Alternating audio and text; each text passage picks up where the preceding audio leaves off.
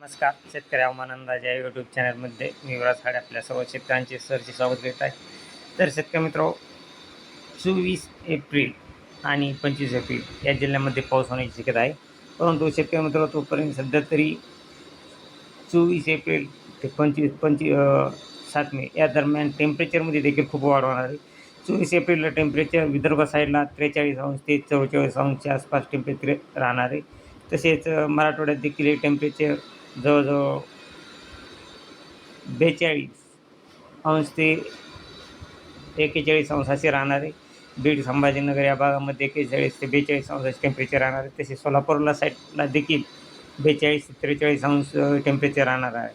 आणि जळगाव, अचलपूर, नागपूर या भागामध्ये 44 अंश ते 45 अंशच्या आसपास टेम्परेचर राहण्याची शक्यता आहे 25 तारखेपासून.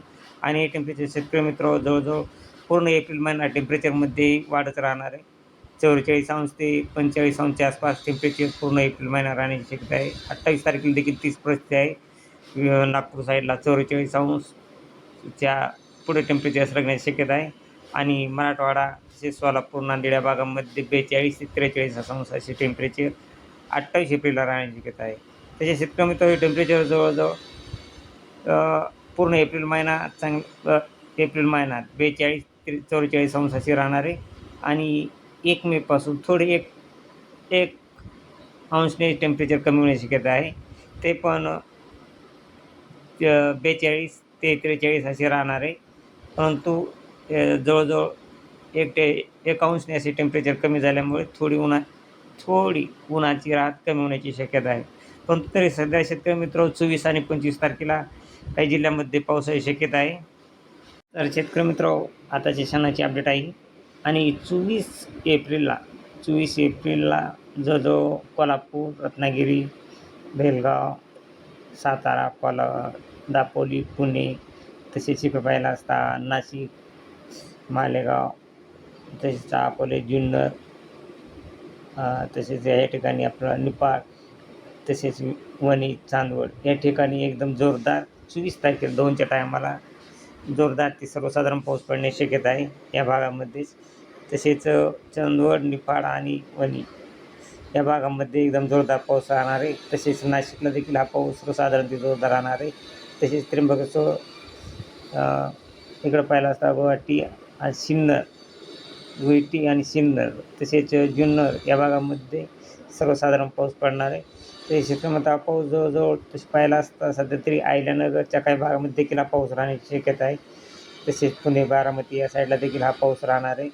तसेच शिरोळ या भागामध्ये देखील हा पाऊस राहण्याची शक्यता आहे 24 एप्रिलला.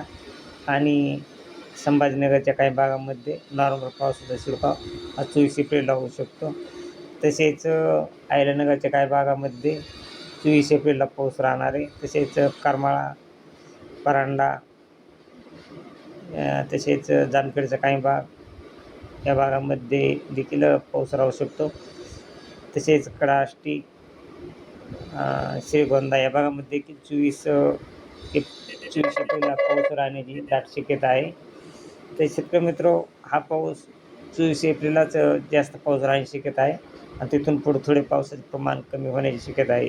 25 एप्रिलपासून पावसाचे प्रमाण हे कमी राहणार आहे.